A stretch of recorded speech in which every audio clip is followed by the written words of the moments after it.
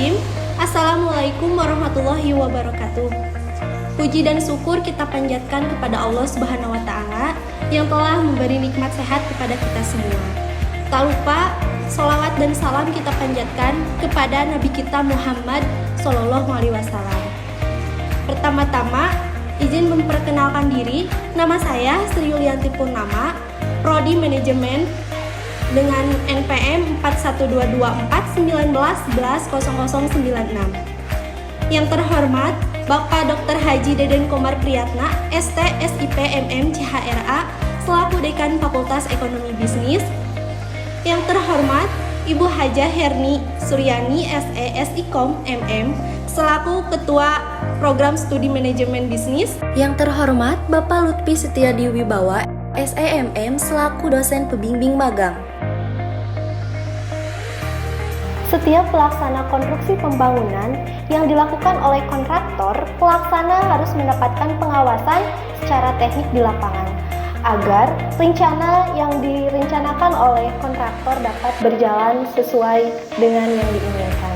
Dengan begitu, sumber daya manusia yang ada di lapangan mempunyai peran penting dalam sebuah organisasi atau dalam mencapai sebuah keberhasilan.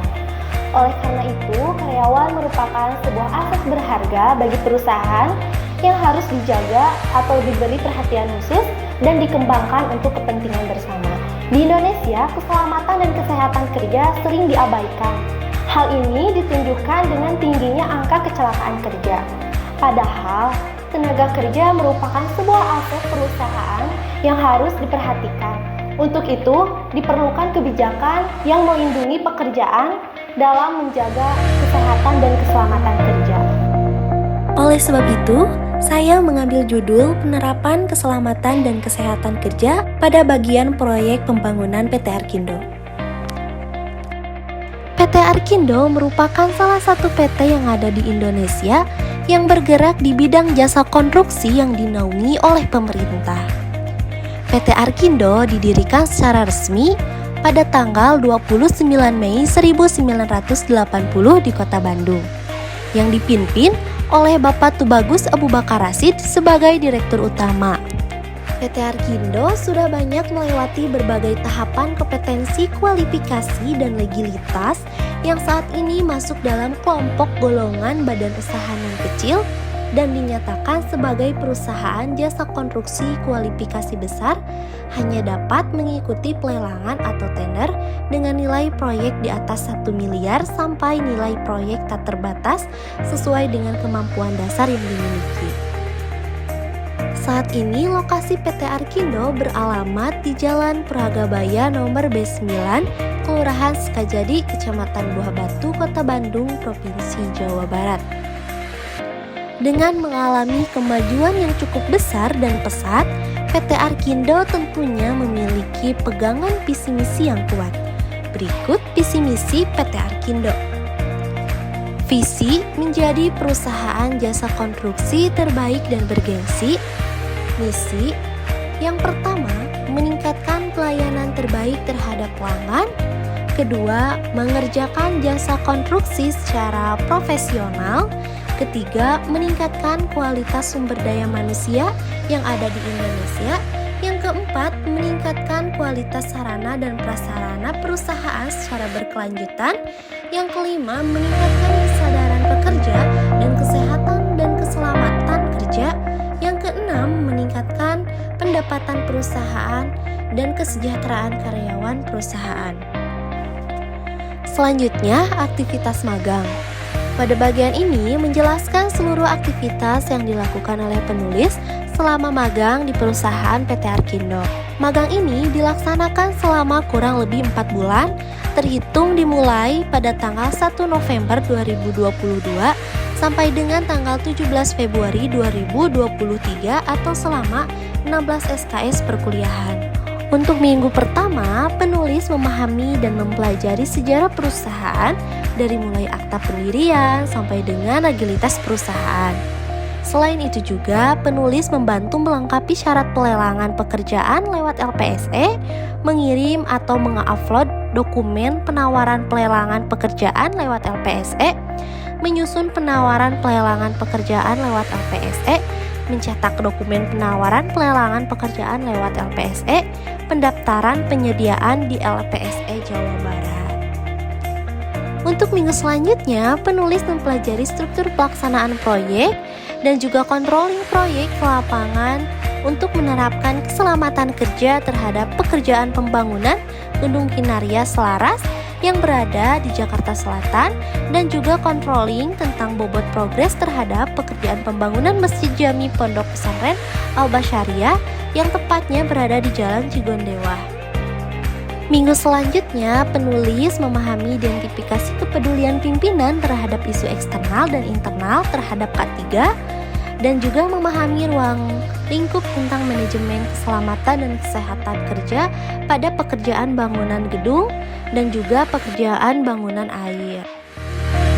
Selanjutnya, penulis melakukan monitoring pekerjaan pembangunan Gedung Kinaria, lalu mendata inspeksi kelengkapan dan kesiapan K3 pada setiap pekerjaan, mendata memantau lingkungan kerja pada setiap pekerjaan, monitoring penerapan K3 pada pekerjaan pembangunan, lalu mendata struktur internal K3 pada setiap pekerjaan, dan yang terakhir, pelepasan dan pemberian sertifikat kepada peserta magang atas dedikasi dan motivasinya yang dikeluarkan oleh PT Arkindo yang ditandatangani oleh Direktur Utama PT Arkindo.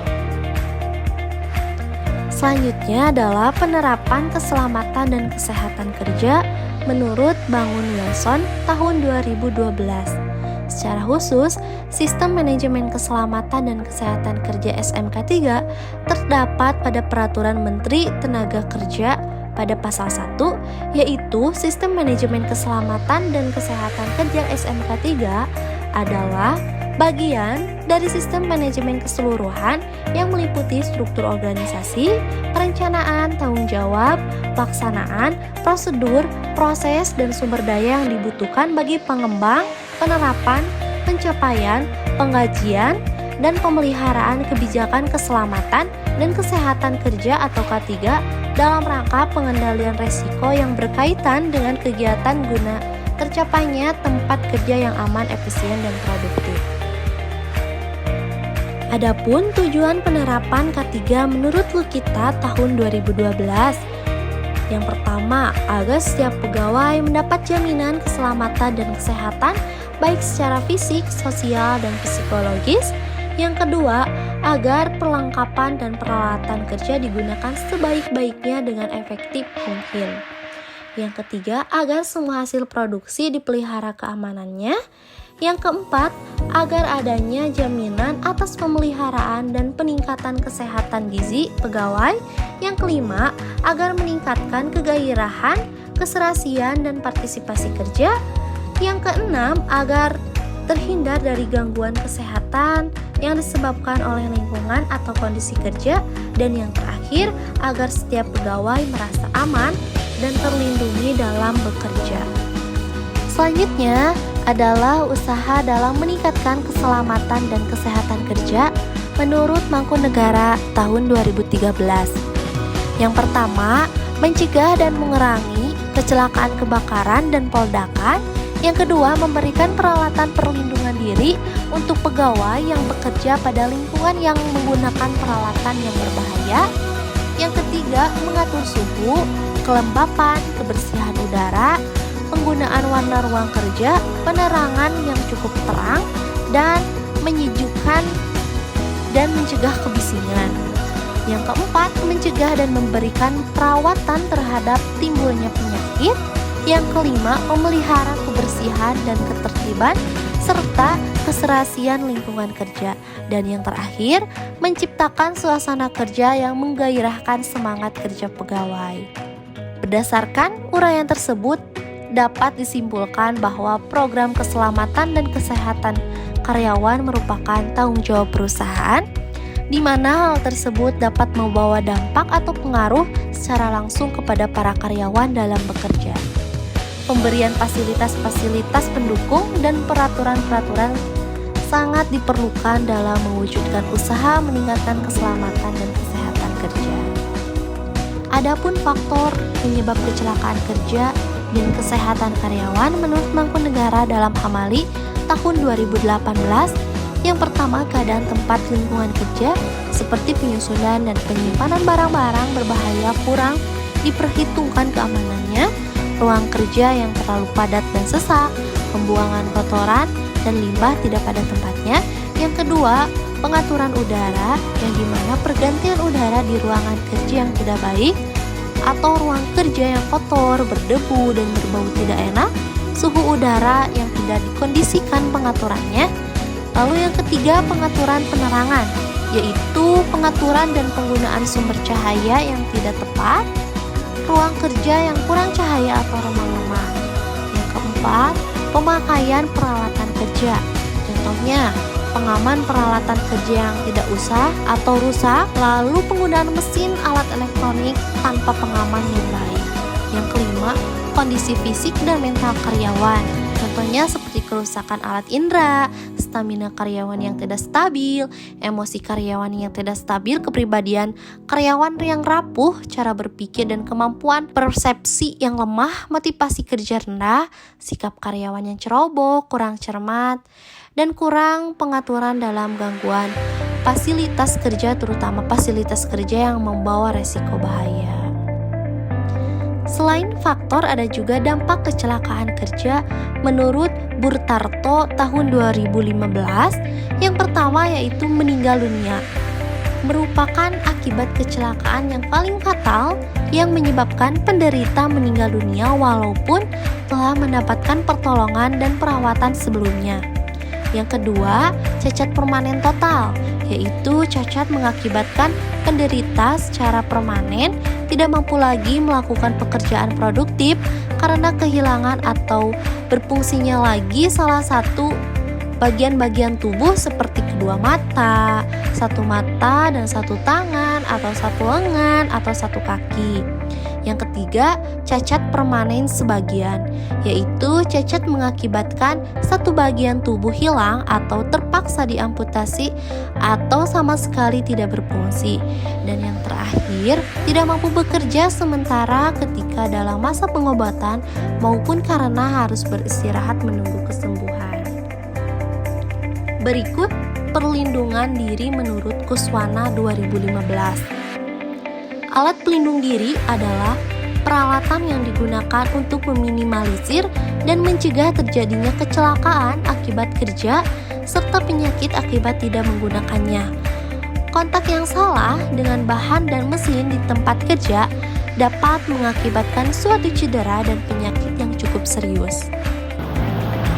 Untuk memperjelas, saya akan memperkenalkan beberapa alat yang digunakan pada saat konstruksi. Yang pertama adalah helm. Helm ini digunakan untuk melindungi kepala agar terhindar dari benda yang terjatuh. Selanjutnya adalah sarung tangan. Sarung tangan ini untuk melindungi tangan dari tegangan listrik ataupun benda-benda tajam. Selanjutnya adalah tali pengaman. Tali pengaman ini digunakan pada saat ketinggian tertentu. Selanjutnya adalah jas hujan. Jas hujan ini digunakan pada saat hujan atau pada saat mencuci barang. Selanjutnya adalah masker. Masker ini melindungi pernapasan dari debu atau bahan kimia. Selanjutnya adalah penutup telinga.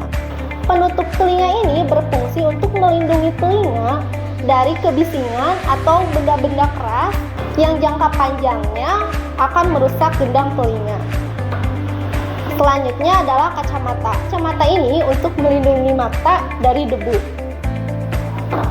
Selanjutnya sepatu. Sepatu ini untuk melindungi kaki pada saat bekerja agar terhindar dari paku atau percikan benda-benda tajam yang lainnya. Yang terakhir adalah rompi. Rompi ini dipakai oleh pekerja untuk pengaman dan juga identitas pekerja. Dalam pelaksanaan kegiatan magang, saya ditempatkan di bagian administrasi lelang dan juga dalam pengontrolan proyek. Melihat banyaknya keunggulan yang dilakukan oleh PT Arkindo dalam melakukan upaya pada program kerja K3, contohnya seperti rutinnya melakukan monitoring penerapan K3 pada pekerjaan pembangunan. mendata infeksi kelengkapan dan kesiapan K3 pada setiap pekerjaan yang sudah menjadi rutinitas perusahaan dengan training-training kepada para pekerjaan pembangunan. Agar tetap terjaga perusahaan, mengupayakan keselamatan kerja dengan cara yang pertama, adanya komitmen manajemen, yang kedua, menerapkan penerapan dan prosedur keselamatan kerja, yang ketiga, komunikasi yang baik, yang keempat, melibatkan pekerja secara aktif, dan yang terakhir, pelatihan inisiatif. Dalam pelaksanaan magang yang telah dilakukan di PT Aqindo selama 4 bulan dan ditempatkan di administrasi lelang, cukup memberikan saya banyak ilmu serta pengalaman baru yang mengenai tentang administrasi seperti pendaftaran lelang, mengumpulkan dokumen-dokumen lelang, mengontrol ke lapangan, dan juga banyak bertemu dengan orang dan pengalaman baru yang cukup memuaskan. Pada akhir penulisan laporan magang ini, saya memberikan saran berdasarkan pengamatan selama magang yang dinilai sudah efektif dan efisien. Berikut ini saran yang diharapkan dapat diterima dan bermanfaat bagi PT Aqindo dan program studi manajemen Fakultas Ekonomi dan Bisnis. Untuk perusahaan diharapkan lebih ditingkatkan lagi dan juga dipertahankan tentang keselamatan dan kesehatan kerja seperti adanya himbauan setiap minggu pada setiap pekerja perjanjian secara tertulis mengingat